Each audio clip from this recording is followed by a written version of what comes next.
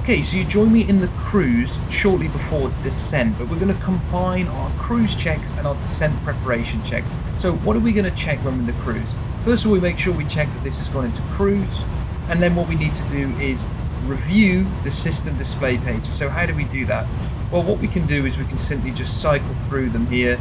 I'm not going to do a full proper review, but you're just looking to see anything abnormal, anything that looks weird, anything that looks outside of normal limits, and you just go through all of them here until you get to the end. So that's one thing that we need to do.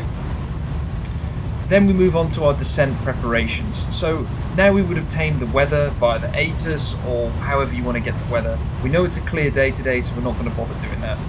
Then we need to make sure we've got the landing elevation set. We've still got it set, remember, which is 50 feet. Fuel, just have a look to see if that looks good. We've got the trim tank full. Remember, we said the trim system, which has moved the CG back. And we would do the fuel check on our flight plan, but we're not going to do that today.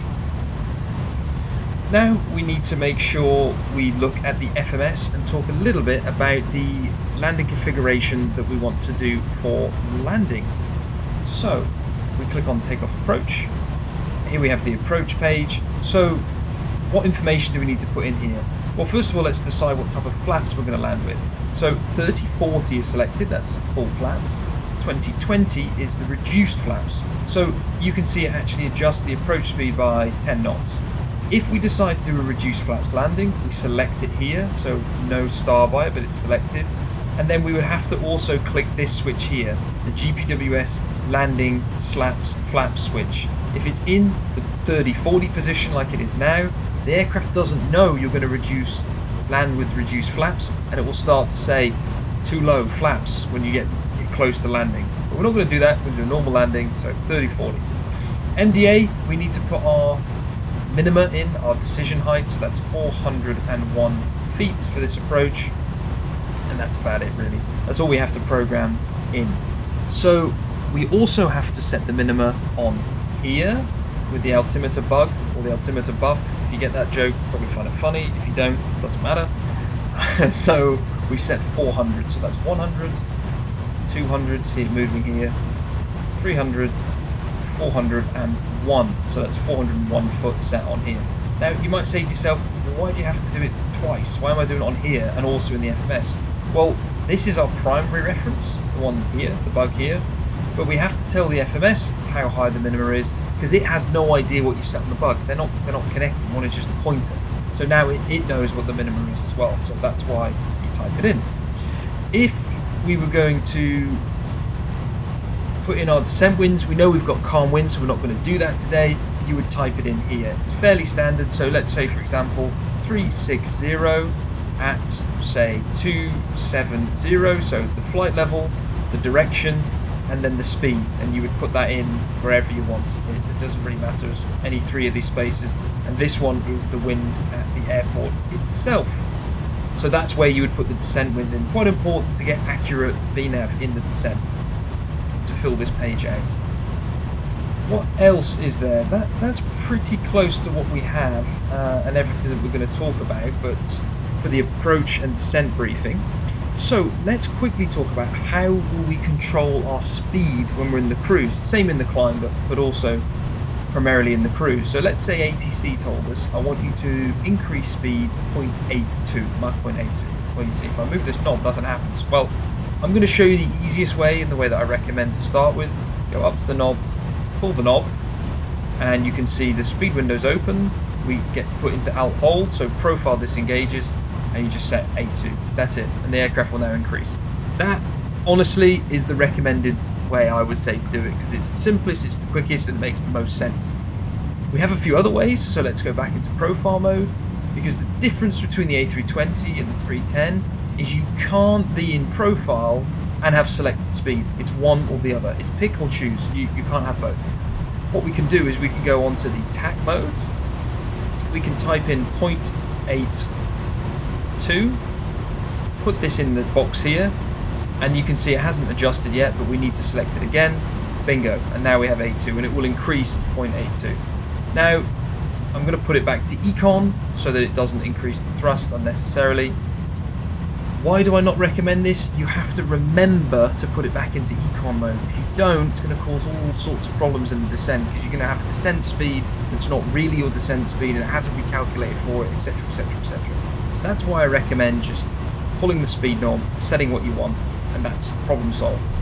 So how else can we start our descent? And how else can we sort of climb, descend, go up and down, vertically, laterally, whatever? So of course, we've got the heading select, so we can set the heading like this, and if we click it, we're going to move on the heading, and then we press back to nav. Makes sense, right?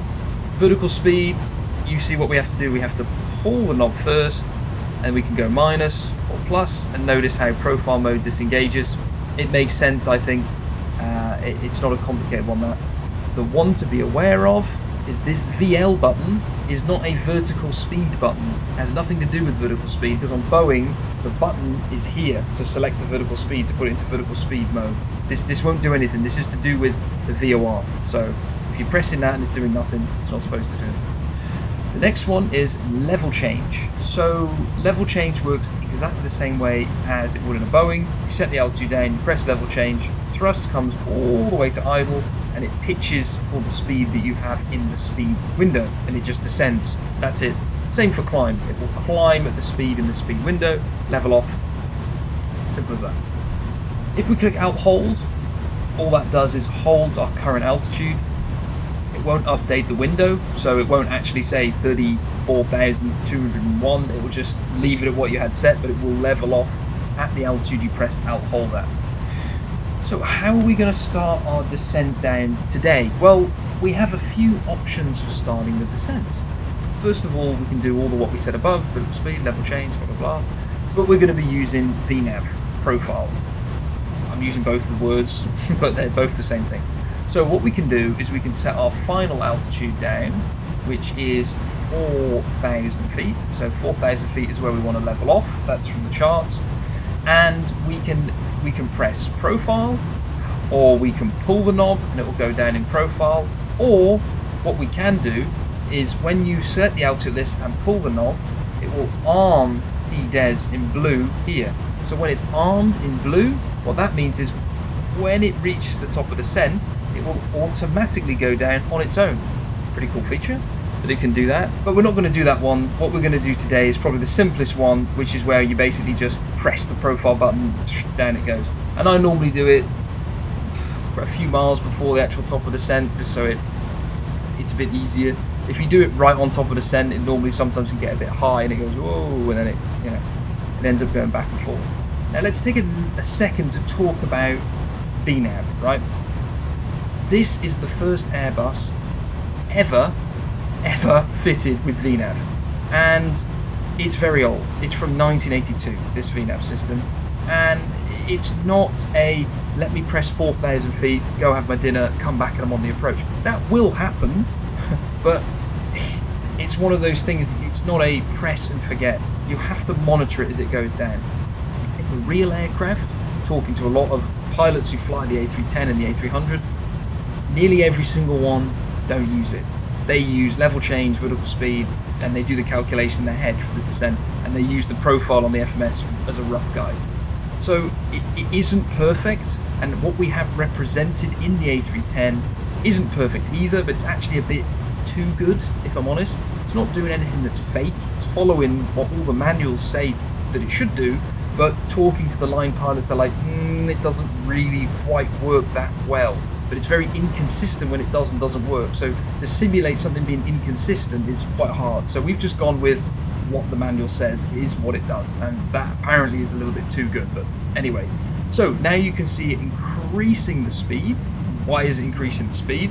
Well, the descent speed is different than our cruise speed, so it's now increasing that to go down to get ready to descend, because we're getting pretty close to the descent now. So we can zoom in. How close are we? Yeah, 10 miles away now. Alright, we're getting pretty close to the descent now, so I'm going to press profile.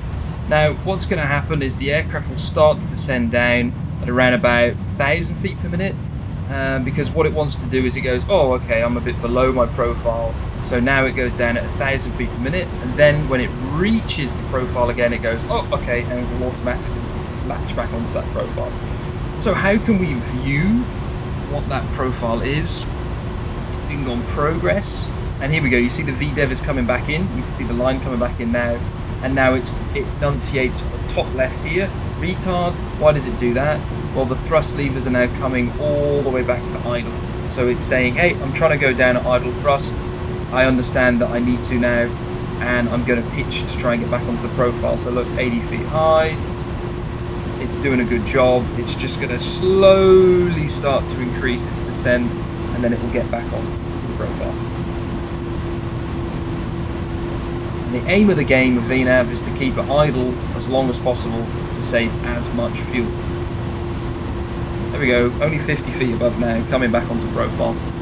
And it'll continue like this all the way down the descent. So you can see it's coming up to Ablak, where we have a 20,000 or below constraint. So it's calculating that all into its descent path calculation, basically. All right, one thing left a little bit later. We could have done this in the cruise, but I'm doing it to be a little bit cheeky again. I did it on the other video as well. Is setting the ILS frequency. So if you know it from your chart, just set it in the cruise. One less thing to do. But if you're in the descent now, so we're a bit closer, we can bring up the VFR map. So all we need to do then is just scroll a little bit ahead. Here it is, LFMN. Click on it, whoop, and we can see ILS 04 left, 0995, and 042 is the course. So 042, and that's set. So that's it. That's just set. You can read it from here. You can also see the latest weather if you so wish. But one other thing we're going to talk about quickly is these buttons here, the LS button. So it's in nav, and we need to leave it in nav until we get quite close to the airport. So when we put it into ILS, it will display the ILS overlay. So we can't do that in the cruise like you can in the A320, like the LS push buttons, because that's effectively what they are. We have to wait till we're, I would say, something like 30 miles away, 20-30 miles away. Just when we're about to intercept the ILS, that's the best time to put the ILS switches down to on, okay? So you'll join me again when we start decelerating for flight level 100. Okay, so we're approaching the point where we're going to start to decelerate for flight level 100, and also it's going to start to decelerate for the typic 250 knot restriction. I'm going to throw a bit of a curveball in here, right? But we're going to change the type of approach we're going to do. I didn't mention this in the cruise, because I wanted to keep this as what you would do for a normal flight. I didn't want to muddy up what you would normally do. So what we're going to do is we're going to do an Autoland. Now, what do we have to do differently? Very, very little things. So we have to make sure we set the decision height to 0, not -5. That's what we set it to if we're not doing an Autoland. Our decision height for the Autoland is 0 feet. So we set decision height of 0, and we check to see if the Autoland light works.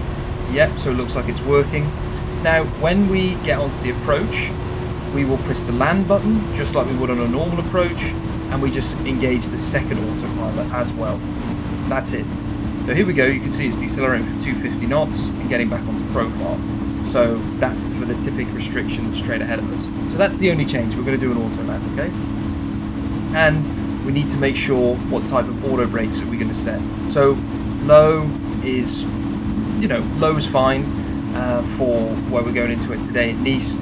Medium is the strongest that you can use in normal circumstances, and max is, you can use max, you're definitely going to stop, but it's not recommended for use for landing. If you need to use more than medium, just land and use manual braking. Now, can you see the VDEV is getting ever so slightly high? Now, it's getting a bit high. What can we do to help it? So we can use the speed brakes. So something that I want to show you is we need to be careful when we pull the speed brakes out. So we pull them out slowly like this, right up until we get to about 50%, okay? Now, why do we pull them out so slowly? The reason is these are just a direct connection to the wing. If you just go woof and we yank them out, they'll go right up and the plane will go bam, it's a massive amount more drag and it will immediately start to pitch nose down. So when we're pulling them out and putting the speed brakes back in, we need to be gentle with them, okay? Different from the A320, which limits the rate at which they can go itself. So you can see, look, we're getting back on profile now. It says speed brakes out here. We have the speed brake light here, which shows that they're out as a reminder. So once we get back on profile, we'll slowly stow them again, and that'll be absolutely fine. So now we're getting near 10,000 feet. What we can do is we can put the seatbelt sign on, we can put the landing lights to on, and what we can also do is we can do the approach checklist, because roughly around now I would expect that we go on to QNH, so whatever the local QNH value would be. So the trigger for the approach checklist is when we need to set this to continuous. So when we're about to do the approach checklist, that's what we do. So approach checklist, signs on, briefing confirmed, ECAM status, that's where we're looking for the little status symbol, that's not there. Altimeters would be 1013 set, minima, technically now it's DH0, ignition is on continuous, landing elevation already set. So that is the approach checklist completed. And now you can see we're getting back on profile, almost to the point where I don't think we need the speed brakes anymore. So we can just slowly start to stow them. Like that. There we go.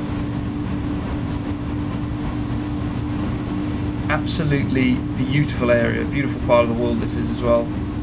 We come over this mountain range, a little bit of a mountain range here. We can see the bay, and there is the Cap d'Antilles, sorry for the pronunciation on that again, and there is Nice way off into the distance. If you ever come here and you do a visual approach, it's fantastic. They normally take you out this side and you do a visual around the bay into there. It's an absolutely beautiful airport to fly into. And there's a little general aviation airfield underneath us. I think it takes business jets as well, but we're flying straight over the top of it now. In fact, let's have a look. Yeah, LFMD. There's something underneath here, I think. I can definitely see something over the nose. Yeah, well, it's covered in trees. Maybe I don't recommend landing there, but there was an airfield there at some time. Alright, so what are we going to expect the aircraft to do? So now we're going to expect it to come down, reach 4,000 feet, and then it's going to start to decelerate. Now, it's going to do this automatically, and it's programmed to, it doesn't have a choice in the matter. It decelerates level for the approach. What do I mean? So it will get to 4,000 feet, and then it will go, whoa, and it will bring the approach speed back to approach speed. So basically it's going to keep this 250 knots, level off, and the speed will come all the way back to the approach speed then. It will decelerate. We're going to select flaps 15.0, and then when it reaches S speed, so the slat speed, it won't go any lower. It will tell you, hey, I'm targeting the approach speed, but it won't actually go any lower than the flap speeds that you select, just like the A320. It's nice, you don't have to do any of this, remember you can select the speed yourselves, but it can do it automatically, which is pretty cool. The other thing to note, once we intercept the glide slope, so we get glide slope star, then we will definitely take control of the speed, because it becomes our speed. This speed window comes open. So that's something to be aware of as well. And then we have to manually set our approach speed of 139 knots. It's not automatic like the A320. So let's set the ILS selector on. Can you see the speed targets come down already? And we're about 20 miles away. So it's starting to slow down already. There comes the glide and the localizer. I can see that they're alive.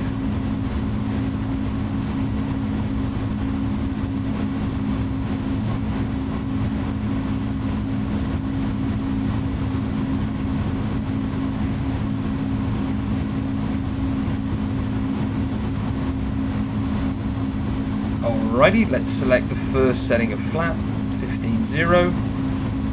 So you can see it's targeting the approach speed, 139, but it's not going to go below the S speed here.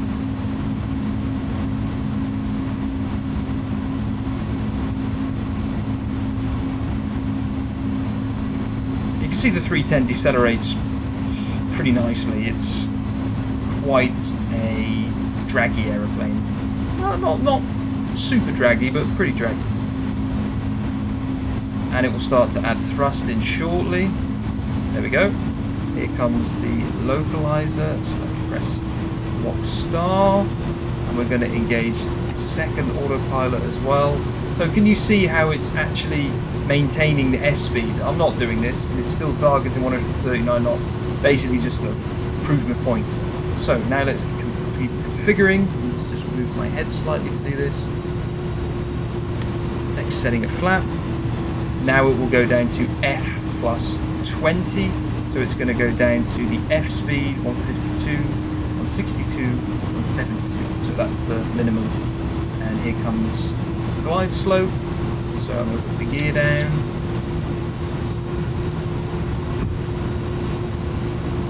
This isn't the most efficient arrival, I'll grant you that. But, you know, we're trying to keep things reasonably paced.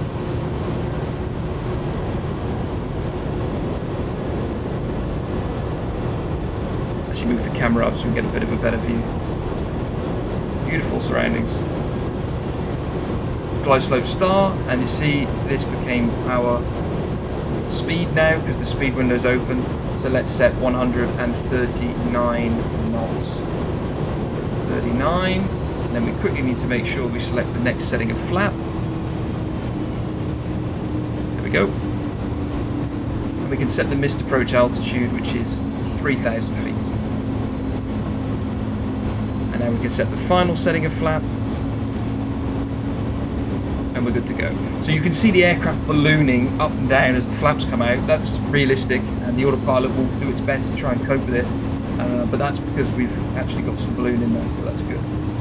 So, landing checklist. The landing gear lever is down, auto brakes are as required, anti-skid is checked, slats and flaps, 30-40, spoilers, that's the one thing we forgot, they can come to arm. So you should arm the spoilers when the gear goes down. So gear down, spoilers arm. And that is the landing checklist completed. Next one we're going to do is the after landing, okay? So, well, I'm not going to do anything, remember, it's going to land itself.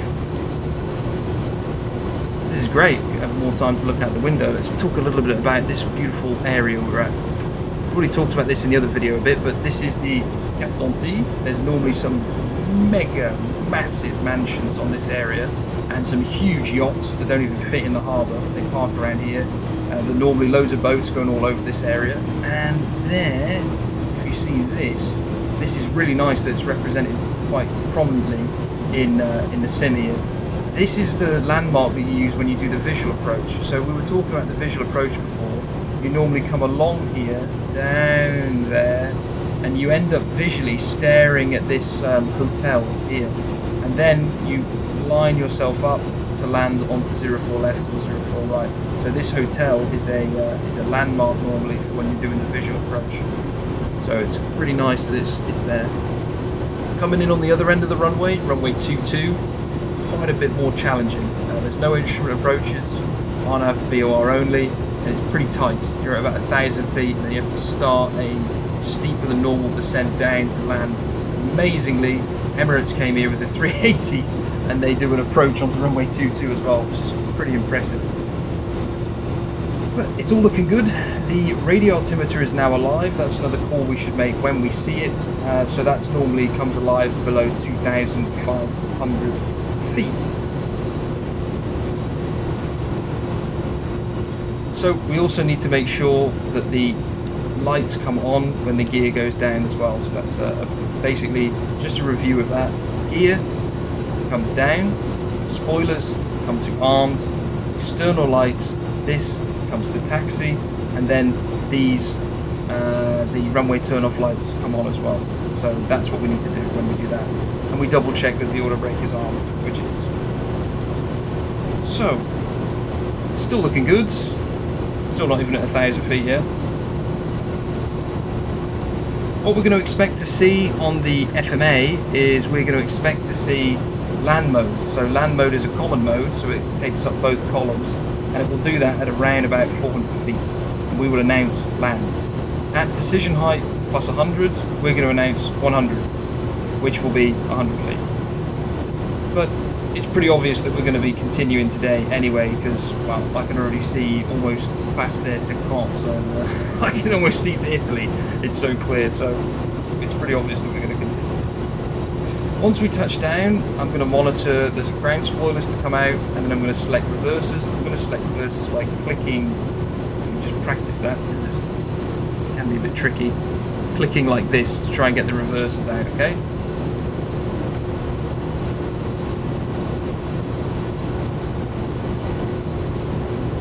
Alright, here we go, looking good. Got time for a very quick story before we land here, I think. Once this runway got closed because there was a speedboat on it, and someone drove a speedboat up onto this runway and got stuck on it, and they actually closed the runway. It was in the note tab, it said runway closed due speedboat on runway. Anyway, let's concentrate. So we got the land mode, 400 feet, that looks good. It's all looking good, it's tracking down nicely.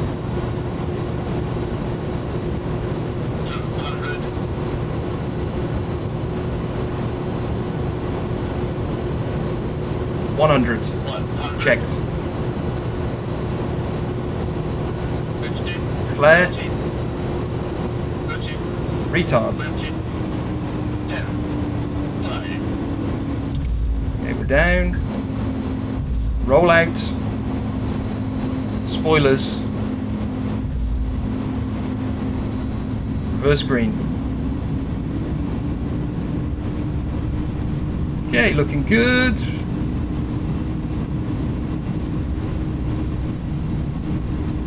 $70 knots. Stow the reverse. We'll take the next exit.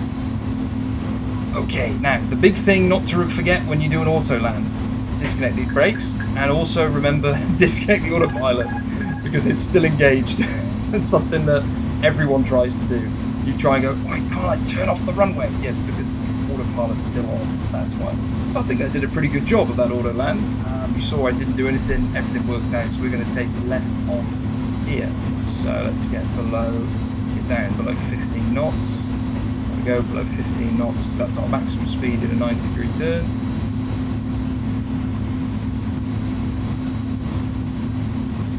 Once we exit the runway, we're going to come to a stop to do this flow. Yes, you would do it on the move in real life, but I don't think I fancy that. It's a bit too much. Alright, we're going to come around the corner, face down this way, and then we'll do it all. So it's given us brakes hot, so I'm going to put the brake fans on. It did have the brakes low on for quite a large part of the landing roll. So brake fans are on.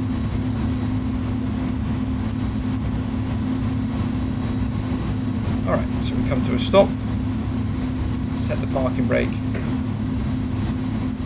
and now we're going to do the after landing items. So, landing lights, we're going to retract.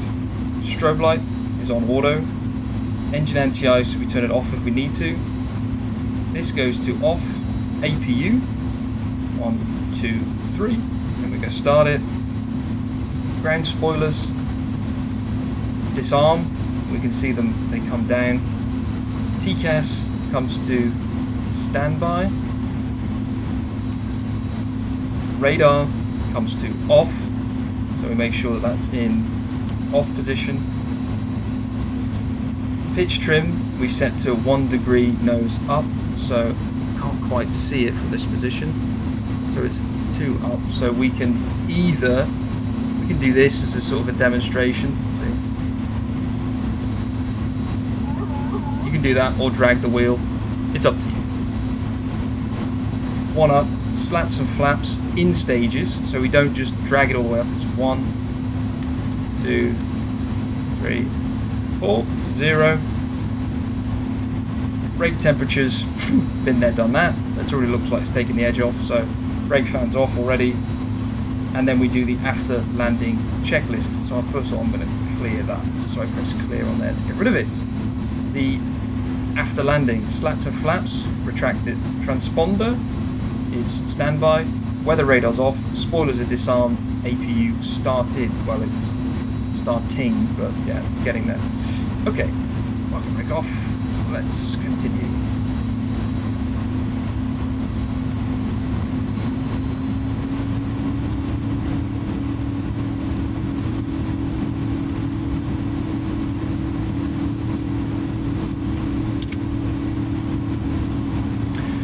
talk a quick little bit about brake temperatures on the A310. They get very hot all the time, to be honest.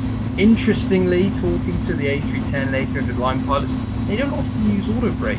I actually watched someone flying in the sim on the A300, and he was a real A300 pilot, and I noticed he did a technique, and it worked in the simulated plane as well, where he said, no, we don't land with auto brakes on. We just land, let it roll till about 120 knots, and then we do one brake application, and then we take a feet off the brakes. And he didn't get hot brakes. He got like 180 degrees Celsius, something. I was like, huh, interesting.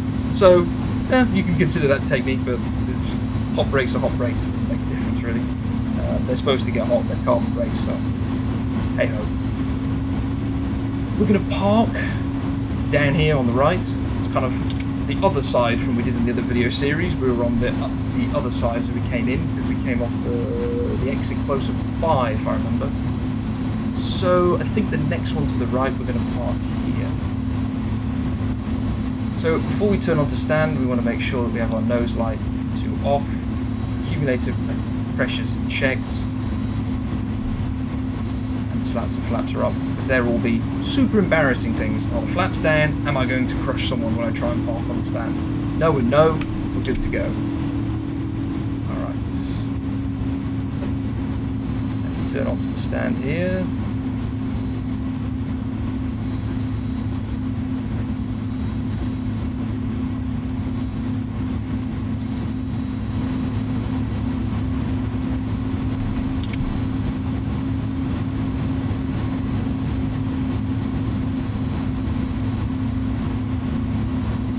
Alrighty, this will do.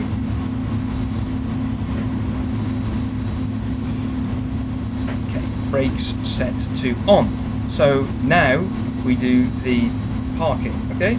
So first of all, make sure the APU bleed comes to on. And the bleed we check is established, which it is. I just had to check that for a second. So the bleed's coming up here. That's that. So it's established. Engines off. So we're going to do engine 2, then 1. We would stop the clock, but we never started it. External lights. So when we get below 20% N2, sorry, 10% N2 on here, which we will do shortly. Now we turn the beacon light off. Parking brake we check is on, which we've already done before for obvious reasons. And that is it. We can set the chocks now if they were available. And we can turn the seatbelt signs off. Good, makes sense. So now we're going to roll straight into the parking procedure. Normally, obviously, people would deboard the aircraft and get off. But what we're going to do is fuel pumps. We're going to set all the pumps off except the inner pump 2. So this is sort of, remember, the reverse of what we had on the ground. So this is this, and this. So this one's still running the APU, remember. Window heats we're going to turn off. So window heats we're going to turn off. And then we're also going to turn the probe heats off. IRSs. We are not going to be flying again today, so we're going to turn these off, and off. CRTs to dim. I mean, you can do this if you want. It's more of a inconvenience in the sim. So what they do in real life is they dim all the screens all the way down like this to preserve the life of the screens. Do it if you want to. I'll show you where all the brightness knobs are. We've got this is for the primary flight display. This one's for the navigation displays. On this and this side. Here are the ones for the ECAMs for the right. Left and right, so that makes sense. And that's it for the screens really. So FMS we can also dim down with this knob here. Okay, so now we can do the parking checklist. Parking checklist, APU bleed on, engines are off, differential pressure, check is 0, which is 0. Fuel pumps off, apart from the inner pump 2. Window and probe heat off. Parking brakes and chocks are on. Parking checklist complete. Now we can go straight into the securing the aircraft procedure, not the checklist, but the procedure. So crew oxygen, we make sure that comes to off. The exterior lights, we're going to put this off and off and off and off. CRTs, turn them off. So again, we did the dimming but all the way down. APU bleed off. External power is not going to be established because we're going to be shutting it down. APU, we can shut it down. So first of all, we set the APU master switch to off, and then once it's shut down, we actually turn this off, which is interesting. There we go. So now we turn the pump off. Emergency exit lights, we put to disarm. Batteries to off. And there we go. We are completely shut down, and we can do the secure an aircraft checklist. Nav system off. They are. Oxygen off. APU bleed was off. Emergency exit lights disarmed. APU and battery off. So that's the secure in the aircraft checklist completed. And we made it. Hooray. As you can see, it's a lot to try and take in. I hope this kind of helped this video. It's a bit more of an advanced level, but still we're flying a multi-crew aircraft here, single pilot, trying to do all the flows and all the checklists. So you can adapt these to whatever you find useful, don't find useful. But this is as per a lot of the manuals, and obviously I'm sure there are things that I missed or didn't quite do right, but overall we went through everything through this flight. We did the Autoland, we came back into Nice. So thank you very much for watching. I hope to join you on some more videos in the future. Thank you.